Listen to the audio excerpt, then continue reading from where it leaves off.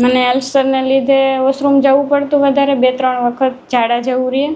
પછી બ્લીડિંગ આવે એમાં, થોડુંક ચિકાશ જેવું મ્યુકસ આવે અને પછી ગેસનો પ્રોબ્લેમ વધારે રહેતો.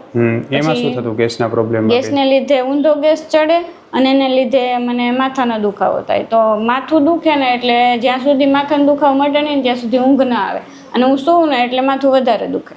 એટલે એમ ક્યારેક ક્યારેક તો આખી રાત જાગવું પડે, બેઠી રહું. એવું કેટલા સમયથી થતું માથાનું દુખાવો? એવું જ્યારથી અલ્સર ચાલુ થયું ને પછી એકાદ વર્ષમાં એવું ચાલુ થઈ ગયું. બરાબર. અને એ ઊંધો ગેસ થતો અને અલ્સર બંને સાથે તકલીફ હતી, બરાબર છે? અને એવું લગભગ કેટલા સમયથી સતત ચાલુ રહ્યું? 8 વર્ષથી થયું? હા, 7 વર્ષ મિનિમમ. 7 વર્ષથી હતું.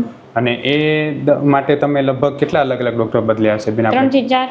બરાબર. અને ડોક્ટર્સે જ્યારે નિદાન કર્યું તમારું, કોલોનોસ્કોપી કરાવી હશે તમે, એમણે કીધું અલ્સર છે આંતરડામાં, પછી એમણે એવું કીધું કે દવા લેવાની કે શું કીધું હતું એમણે? હા, પછી મારી દવા જે ચાલુ થઈ એટલી બધી મેડિસિન આવતી ને પેલા જોઈને જ ડરી જાય.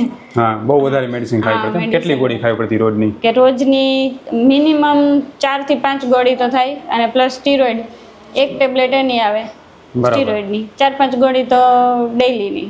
બરાબર. અને એ રોજ ગોળી ખાવાનેથી તમારું કેટલું કંટ્રોલ આવતું કે આવતું નહીં કંટ્રોલ એટલું બધું? નહીં, એમ કે સ્ટીરોઇડ લઈએ ને તો એ જ છેલ્લો ઓપ્શન કે બ્લીડિંગ આવતું હોય ને ત્યારે સ્ટીરોઇડ ફરજિયાત લેવાની. સ્ટીરોઇડ ના લઈએ ને તો પછી મેડિસિન ચાલુ હોય ને તો બ્લીડિંગ ઓછું ના થાય. સ્ટીરોઇડ તમારે ચાલુ રાખવી જ પડે એમ? હા, જ્યારે બ્લીડિંગ ચાલુ થાય ને એટલે એનો કોર્સ આવે કે 1 મંથ તમારે સ્ટીરોઇડ લેવાની, તો 1 મંથ આખો સ્ટીરોઇડ લેવી જ પડે. બરાબર. અને તમે સ્ટીરોઇડ લેતા બેન તો એ જે છે એ કંટ્રોલ લેતું નહીં, જેવું બંધ કરતા એટલે પાછું બ્લીડિંગ ચાલુ થઈ જતું? હા, થોડોક ટાઈમ થઈને જો કે એવું ખાવામાં આવે ને તો બ્લીડિંગ આવે. બરાબર છે. અને આ સમસ્યા જે છે એ સતત ચાલુ રહી પછી તમે જે છે જ્યારે આપણી પાસે અહીંયા આવ્યા ત્યારે તમને જે પ્રોબ્લેમ હતી અને આપણે લગભગ તમે મારી પાસે 8/3 એટલે કે માર્ચ મહિનામાં બતાવવા માટે આવ્યા હતા, બરાબર છે? ત્યારે તમને આ બધા સમસ્યા હતી ને સાથે તમને માથાનો દુખાવો પણ પુષ્કળ રહેતો હતો, બરાબર? આપણે જ્યારે બેન મેડિસિન કરી, આજે 5-1 મહિના જેટલો સમય થયો, તમે પંચકર્મની બસ્તી સારવારની ટ્રીટમેન્ટ પણ લીધી અહીંયા, બરાબર છે? તો હવે તમને ઓવરઓલ કેટલું સારું લાગે છે બેન? અત્યારે કેટલા ટકા સારું લાગે છે? અત્યારે મને 80% સારું લાગે છે સર. બરાબર. એટલે હવે તમને મળમાં જે છે એ ચિકાશ અને મળમાં આવતું લોહી, તો લોહી સદંતર બંધ થઈ ગયું, બરાબર. ચિકાશ કેટલી ઓછી થઈ? એમ કહી શકીએ કે બહુ માઇનોર આવે છે, થોડી 10% 90% ઓછી થઈ ગઈ. 90%. અને જે માથાનો દુખાવો તો એ કેટલો ફેર પડ્યો? હા, એમાં 70% ફેર પડ્યો. કેમ કે એ જે છે ને બાકી 15 દિવસે એકવાર તો હેડેક થતું જ મને. બરાબર. અને એ રાત જાગવાની જ રહી, ઊંઘ ના આવે, આ હેડેક ચાલુ જ પડી હોય. હા, અને બેસવાનું.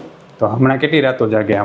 હમણાં નથી જાગી. જ્યારથી તમે મને ઓલી જે પાવડર પણ ત્યારથી જાગવાનું નથી. ત્યારથી ગેસની દવા શરૂ કરી ત્યારથી પ્રોબ્લેમ નથી. હા, મારા મતે એલોપેથિક દવા કરતાં તો આયુર્વેદિક છે બેસ્ટ છે. કેમ કે મને જે અનુભવ થયો એ પ્રમાણે, કેમ કે મને ત્યારે ડૉક્ટરે એવું કીધું હતું મેં જ્યારે એલોપેથિક ચાલુ કર્યું ત્યારે કે તમને અલ્સર છે ને એ મટશે જ નહીં, કેમ કે અલ્સરનો કોઈ ઈલાજ નથી. એને એમ કીધું હતું કે તમને અલ્સર નહીં મટે, લાઈફ ટાઈમ તમારે મેડિસિન લેવાની છે. પણ મને એવું હતું કે નહીં, ક્યાંક તો કોઈક ઉપાય હોય, બરાબર? એટલે તમારો જે વિડીયોઝ રિવ્યૂ ને બધા જોયા ને તો પછી મને એમ થયું કે નહીં, રિઝલ્ટ સારા છે ને તો મને મટી જશે. અને એ રિઝલ્ટ સાચું પડ્યું. સાચું પડે. ખૂબ ખૂબ ધન્યવાદ બેન. જય શ્રી કૃષ્ણ. જય શ્રી કૃષ્ણ સર. છેલ્લા 8 વર્ષથી અલ્સરેટિવ કોલાઇટિસની સમસ્યા હોય કે જેમાં આંતરડામાં ચાંદા પડે અને એને કારણે જે છે 3-4 અલગ અલગ ગેસ્ટ્રોલોજિસ્ટને બતાવ્યું હોય અને છતાં પણ જે છે એ બ્લીડિંગ અને ઝાડા જેવું સતત ચાલુ રહેતું હોય, આપણી રેગ્યુલર જે છે એ 4-5 મહિનાની રેગ્યુલર સારવાર પછી આજે 80% જેટલું સારું હોય એવા બેન દીપાલીબેન મારી સાથે છે. અને દીપાલીબેન પાસે એ વસ્તુ સાંભળશું કે ખરેખર અલ્સરેટિવ કોલાઇટિસ જે છે એ આપણે આયુર્વેદ સારવારથી આટલી હદે સરસ રીતે મટાડી શકીએ છીએ, સ્ટીરોઇડની કાંઈ જરૂર નથી. અને જે લોકો અતિશય હેરાન છે આનાથી, કે જેમને બ્લીડિંગ ખૂબ છે, અતિશય પ્રમાણમાં જે છે એ દવાઓ લેવી પડે, સ્ટીરોઇડ લેવા પડે, એના કરતાં આયુર્વેદ એક સૌથી શ્રેષ્ઠ અને સારો વિકલ્પ છે અને સફળ વિકલ્પ છે, આપણે જાણશું, બરાબર છે? જય શ્રી કૃષ્ણ દીપાલીબેન. જય શ્રી કૃષ્ણ. દીપાલીબેન, તમે ક્યાંથી આવો છો? તાલાળા, ગીર સોમનાથ જિલ્લો. ગીર સોમનાથથી આવો છો. તો ગીર સોમનાથથી લગભગ 400-450 કિલોમીટર દૂર અહીંયા ગાંધીધામ આપણી હોસ્પિટલ છે અને એમાં આપણે આવી સારવાર કરી છે. તમને કઈ રીતે ખબર પડી? મેં ઓનલાઈન સોશિયલ મીડિયામાં વિડીયોઝ જોયા અને એના રિવ્યૂ મને બહુ સારા લાગ્યા. બરાબર. તો જેવી રીતે વિડીયો રિવ્યૂઝમાં પેશન્ટને સારું થતું અને સારું પરિણામ મળતું, એને સારો સંતોષ થતો, તો એટલું જ તમને સારું પરિણામ ને સંતોષ મળે? તમને એવું લાગ્યું કે તમે છેક અવડા કિલોમીટર દૂર અહીંયા આવ્યા તો એ ધક્કો તમારો વસૂલ થયો? વસૂલ છે. બરાબર છે. તો જણાવશો બેન શું શું તકલીફ થતી તમને? મને અલ્સરને લીધે વોશરૂમ જવું પડતું વધારે, 2-3 વખત ઝાડા જવું રહે, પછી બ્લીડિંગ આવે એમાં, થોડુંક ચિકાસ જેવું મ્યુકસ આવે, અને પછી ગેસનો પ્રોબ્લેમ વધારે રહેતો. એમાં શું થતું ગેસના પ્રોબ્લેમ? ગેસને લીધે ઊંધો ગેસ ચડે અને એને લીધે મને માથાનો દુખાવો થાય. તો માથું દુખે ને એટલે જ્યાં સુધી માથાનો દુખાવો મટે નહીં ત્યાં સુધી ઊંઘ ના આવે, અને હું સૂવું ને એટલે માથું વધારે દુખે. એટલે એમ ક્યારેક તો આખી રાત જાગવું પડે, બેઠી રહું. એવું કેટલા સમયથી થતું માથાનું દુખાવો? એવું જ્યારથી અલ્સર ચાલુ થયું ને પછી એકાદ વર્ષમાં એવું ચાલુ થઈ ગયું. બરાબર. અને એ ઊંધો ગેસ થતો અને અલ્સર બંને સાથે તકલીફ હતી, બરાબર છે? અને એવું લગભગ કેટલા સમયથી સતત ચાલુ રહ્યું? 8 વર્ષથી થયું? હા, 7 વર્ષ મિનિમમ. 7 વર્ષથી હતું. અને એ માટે તમે લગભગ કેટલા અલગ અલગ ડોક્ટર બદલ્યા હશે બેન? 3 થી 4. બરાબર. અને ડોક્ટર્સે જ્યારે નિદાન કર્યું તમારું, કોલોનોસ્કોપી કરાવી હશે તમે, એમણે કીધું અલ્સર છે આંતરડામાં, પછી એમણે એવું કીધું કે દવા લેવાની કે શું કીધું હતું એમને? હા, પછી મારી દવા જે ચાલુ થઈ એટલી બધી મેડિસિન આવતી ને પેલા જોઈને ડરી જાય.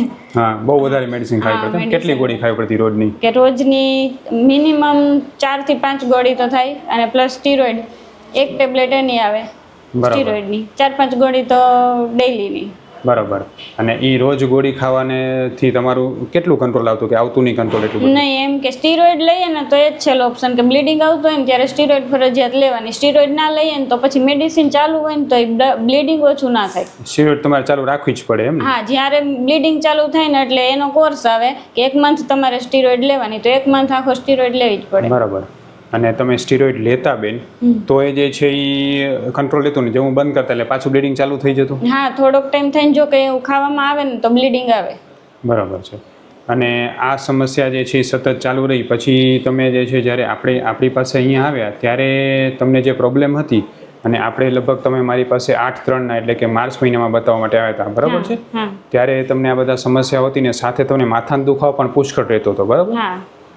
આપણે જ્યારે બેન મેડિસિન કરી, આજે 5-1 મહિના જેટલો સમય થયો, તમે પંચકર્મની બસ્તી સારવારની ટ્રીટમેન્ટ પણ લીધી અહીંયા, બરાબર છે? તો હવે તમને ઓવરઓલ કેટલું સારું લાગે છે બેન? અત્યારે કેટલા ટકા સારું લાગે છે? અત્યારે મને 80% સારું લાગે છે સર. બરાબર. એટલે હવે તમને મળમાં જે છે એ ચિકાશ અને મળમાં આવતું લોહી, તો લોહી સદંતર બંધ થઈ ગયું, બરાબર. ચિકાશ કેટલી ઓછી થઈ? એમ કહી શકીએ કે બહુ માઇનોર આવે છે, થોડી 10% 90% ઓછી થઈ ગઈ. 90%. અને જે માથાનો દુખાવો તો એ કેટલો ફેર પડ્યો? હા, એમાં 70% ફેર પડ્યો. કેમ કે એ જે છે ને બાકી 15 દિવસે એકવાર તો હેડેક થતું જ મને. બરાબર. અને એ રાત જાગવાની જ રહી, ઊંઘ ના આવે, આ હેડેક ચાલુ જ પડી હોય. હા, અને બેસવાનું. તો હમણાં કેટલી રાતો જાગે? હમણાં નથી જાગી. જ્યારથી તમે મને ઓલી જે પાવડર પણ ત્યારથી જાગવાનું નથી. ત્યારથી ગેસની દવા શરૂ કરી ત્યારથી પ્રોબ્લેમ નથી. તમારા માધ્યમથી બેન હું લોકોને એ સમજાવવા માંગુ છું કે કોઈ પણ જગ્યાએ તમે આયુર્વેદ સારવાર કરાવો તો 3 વસ્તુ ખાસ ધ્યાન રાખો. સૌથી પહેલાં તો એ જુઓ કે એ ડૉક્ટર પાસે BMS કે MDની આયુર્વેદની ડિગ્રી છે કે નહીં. બીજા નંબરે તમે એ ખાસ જુઓ કે તમારા જેવા રોગ મટાડવાની એની પાસે વિડીયો રિવ્યૂઝ છે, એવા એની પાસે અનુભવ છે કે નહીં. અને ત્રીજા નંબરે એ જુઓ કે તમને નબળાઈ ના આવે એવી પંચકર્મ સારવાર ત્યાં થતી હોવી જોઈએ, અને તમને ગરમ ન પડે એવી દવા ત્યાં થતી હોવી જોઈએ. અમારી પાસે ઘણા બધા પેશન્ટ એવી ફરિયાદ લઈને આવતા હોય છે કે ભાઈ ફલાણી જગ્યાએ દવા કરાવી, અમને ગરમ પડી એટલે આયુર્વેદ દવા ગરમ પડશે. ઘણા લોકો એવું સમજતા હોય કે પંચકર્મ કરાવવાથી છે નબળાઈ આવી જશે, પણ આ બધી ગેરમાન્યતાઓ થઈ જાય છે. ખરેખર જે છે સાચી રીતે જો પંચકર્મ સારવાર અને દવાઓ કરવામાં આવે તો ન તો ગરમ પડે છે, ન તો નબળાઈ આવે છે.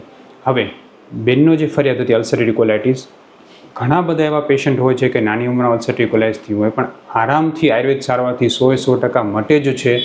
એમાં 2 વસ્તુની ખાસ અગત્યતા હોય છે કે જ્યાં સુધી આંતરડામાં રૂજ ના આવે ત્યાં સુધી આપણે મેડિસિન્સ બંધ નથી કરતા હોતા.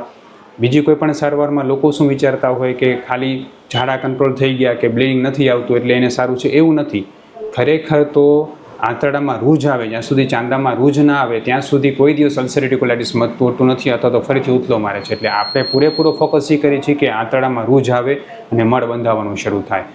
દીપાલીબેન, દવા શરૂ કર્યા પછી જે મ્યુકસ આવતું હતું એ હવે એની જગ્યાએ હવે સ્ટૂલ તમને જે છે ફોર્મ થઈને આવવાનું શરૂ થયું, ધીરે ધીરે બંધાવવાનું શરૂ થયું, થોડું નોર્મલ લાગે છે આવવાનું શરૂ થયું, બરાબર ને? તો દીપાલીબેન, તમે એવા હજારો લોકો માટે પ્રેરણારૂપ બની શકો કે જે લોકોને અલ્સરની તકલીફ હોય અને ઘણા લાંબા સમયથી પરેશાન હોય. એમાં આપણી અહીંયાની સારવારથી તમને શું હેલ્પ લઈ અને તમારો એના વિશેનો શું અભિપ્રાય છે કે તમે લોકોને શું સંદેશ આપવા માંગો છો, કહેશો જરા? હા, મારા મતે એલોપેથિક દવા કરતાં તો આયુર્વેદિક છે એ બેસ્ટ છે. કેમ કે મને જે અનુભવ થયો એ પ્રમાણે, કેમ કે મને ત્યારે ડૉક્ટરે એવું કીધું હતું મેં જ્યારે એલોપેથિક ચાલુ કર્યું ત્યારે, કે તમને અલ્સર છે ને એ મટશે જ નહીં, કેમ કે અલ્સરનો કોઈ ઈલાજ નથી. એને એમ કીધું હતું કે તમને અલ્સર નહીં મટે, લાઈફ ટાઈમ તમારે મેડિસિન લેવાની છે. પણ મને એવું હતું કે નહીં, ક્યાંક તો કોઈક ઉપાય હોય, બરાબર. એટલે તમારો જે વિડીયોઝ રિવ્યૂ ને બધા જોયા ને તો પછી મને એમ થયું કે નહીં, રિઝલ્ટ સારા છે ને તો મને મટી જશે. અને એ રિઝલ્ટ સાચું પડ્યું. સાચું પડે. ખૂબ ખૂબ ધન્યવાદ બેન. જય શ્રી કૃષ્ણ. જય શ્રી કૃષ્ણ સર.